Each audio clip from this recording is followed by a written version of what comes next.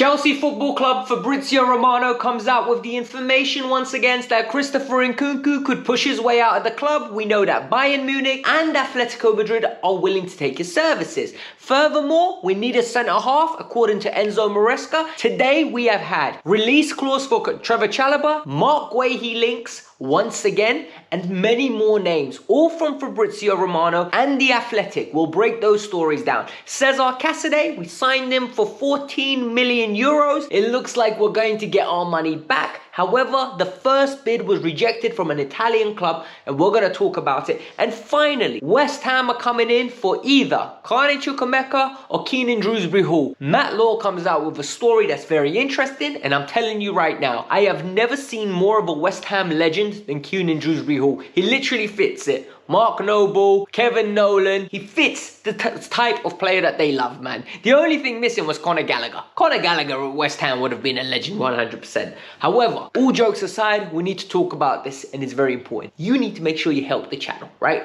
You enjoy the content, you get it for free. The best way to say thank you is literally hitting that like button. 1,000 likes goes a massive way. And for those of you that really want to support it, subscribe to the channel. And what you do with that subscription is a commitment from me to make sure you get the up-to-date latest Chelsea news consistently post-match and pre-match. Let's get started. Christopher Nkunku was signed as the star boy. He was signed as the face of the team. Christopher Nkunku was brought in by Vevell, not only in the summer window, he was brought in before the January window. We signed him in the October. We literally had to wait for 8 months for the guy to come in. Once he came in, what happened? Injuries, more injuries, and he literally became an afterthought. It got to the point where the club said, no, we can't trust him in Christopher Nkunku. Palmer's the 10, Joao Felix is the backup. Some would even argue, some being me, I genuinely believe Carney Chukwuemeka in the 10 is more productive than he is. Because the opportunities that I've seen those three get in comparison to Nkunku, they just offer more in the game. Nkunku's a very talented player. Please do not get that mistaken. However, just doesn't fit at Chelsea. What's happened though? What's happened is Fabrizio Romano's come out and once again reiterated the story. Chelsea don't want to sell. However, they'll be open to make a deal if there is an offer from somewhere else and the player wants to leave. The player is unhappy, guys. It is evident for everyone to see. He is sulking on the pitch. We had him at the club for a year. I've never seen him be as upset as he is at the moment. He believes he is good enough to start. And rather than actually, when getting the minutes, proving it, he's frustrated because he's like, I'm playing in the 9. He's blaming everyone around him. Things he's trying is not coming off. It is a mindset problem because the ability is there. The issue is he looks super unathletic and he looks like he's struggling to keep up with the pace of the league. So what has happened? Fabrizio said his part. There's more reports coming out about Atletico Madrid and Bayern Munich both being interested. And this makes sense to me. Atletico Madrid, Griezmann's leaving. They're going to want an alternative to Griezmann. The only problem is I don't see him being successful at Atletico purely based on the fact that he can't do the intensity off the ball the way Atletico and Cholo would want him to do it. So for Chelsea Football Club, they'll make the deal. For Nkunku, that sounds terrible in my opinion. Alternatively, Bayern Munich, they dominate the Bundesliga. And for me, Nkunku would really fit in well there. Because Muller's going to be retiring. It's the perfect Muller replacement. They already play with 5 attackers, so they can throw another one. Like, they'll throw him on to replace someone else. And all in all, he's already dominated that league. He's put up crazy numbers. He's going somewhere where he's loved, somewhere where he's home.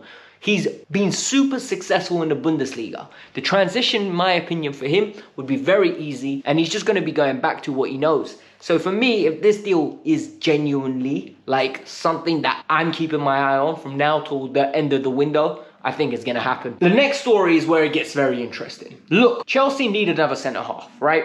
Fofana's basically out for I don't know how long. According to him, it's 4 to 6 weeks. According to the club, it could be the end of the season. He might be needing surgery. Badiashile, you can't count on. Yes, he comes back. I don't think I've seen consistent game time from him to say that this is the solution next to Levi Colwell and we need to give him the minutes. So it's very difficult. Tosin and Disasi, let's be serious, all right? Let's be reputable football fans here, right? We're not doing this. I'm not sitting here and telling you they're the solution. They're not. We've seen enough. We've seen enough chaos caused by the idea of giving them the opportunity. I'm not doing this. Josh Achimpong.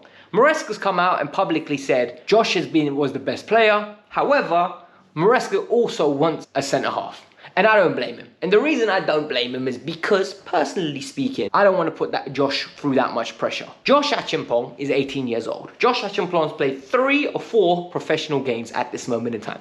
Do you really think Josh Achimpong is trustworthy enough to lead Chelsea to the top 4? No. People have told me Pau Kubasi is 17, 18 years old. Yes. And watch Pau Kubasi now fall off with injuries. Because we've seen it with Pedri, we've seen it with Gavi, we're seeing it with Lamine Yamal now, and more importantly, we saw it with Ansu Fati. 4 players that performed at a consistent level at ages they're not meant to because they're still growing, their body's still developing. And what happened? All are starting to get injury problems or had long-term injury problems. I don't want that to happen to Josh. I want to ease Josh in. The problem is, right, with young players of that age, they play 1 outstanding game, they're due a stinker straight away. It's not 5 good games, 1 bad game. It's 1 good game, 1 bad game, 1 good game, 1 bad game, 2 good games, 2 bad games. It's always like that. I don't want to put Josh through that. I want to give him a good, steady development. He gets cup games, he gets minutes off the bench, he gets a few starts. That's it. I don't want to overwhelm him. Furthermore, what's happening in terms of incomings? We know that Trevor Chalobah has a release clause. We know this because Glasner got very defensive the other day, right? Ridiculously defensive. He basically said they've already got 5 right, they need another one. What's happened is conversations have opened between Chelsea, Trevor's camp to recall him from Palace. He will come back and he'll most probably only come back if he's starting, right? I highly doubt he's going to come back and sit on the bench. That would blow my mind. It would be such a waste of Trevor's time and more importantly, waste of Chelsea's time. Leave him out there, let him develop, and whilst he develops, then at least you can just sell him on for a good fee, genuinely. However, and this is the problem here, he is open-minded and fans have got a problem about it. And the reason fans have a problem is Chelsea shouldn't have treated him in that way. They've isolated him, now we're running back, it makes us look weak. What really annoys me about this situation is, who cares? Chelsea Football Club pay Trevor Chalobah. Trevor Chalobah is under contract with Chelsea Football Club. His dream is to make it at Chelsea. He knows if he leaves, he ain't going to that size of a club. Chelsea need a defender. Why would Chelsea, in my opinion, be stupid enough not to use a defender that could come in and do a job where they don't have to spend money right now? He's a good defender. Is he good enough to help Chelsea? I don't know. He can do a job. I don't think he's the long-term solution. I don't even want to go down that avenue. Furthermore, Mark Guehi. Mark Guehi has 18 months left on his deal. Fabrizio Romano is reporting this as well. And he said, look, Chelsea are looking at him. They're considering him. However, it's a very difficult deal to do. Stay away from this one. I like Mark Guehi as the player. I just don't think he's the long-term solution. And you're paying money. They've already had a £60 million bid from Newcastle rejected. They wanted 75 million. He's got 18 months left on his deal. It'll be a year in the summer. It's a 35 million pound bid, right? That's going to get the job done. Is he worth leadership qualities, good on the ball, very poor aerially, small centre half, we need some more height. I don't know, man, it doesn't fit right with me, I'll be honest with all of you. Like, good player, like him, like the Cobham link, but something's missing there. Like, genuinely, something's missing. So I think it's one to keep an eye on. I wouldn't be shocked if we do no business and no one leaves. However, that one is something to keep an eye on. Now to round up the video with Cesare Casadei news. Cesare Casadei at this moment in time is in a limbo. So the player apparently wants to leave. He wants to go somewhere on a permanent and kickstart his career. I understand that. Cesare Casadei was acquired for 14.5 million euros, right? Nearly 15 million euros. Chelsea had some add-ons, which he has not activated because he's hardly played. He's gone on loan. He wants consistent game time and he wants to develop. Furthermore, if I'm reading into the situation, I think he's pissed off about playing in the 6.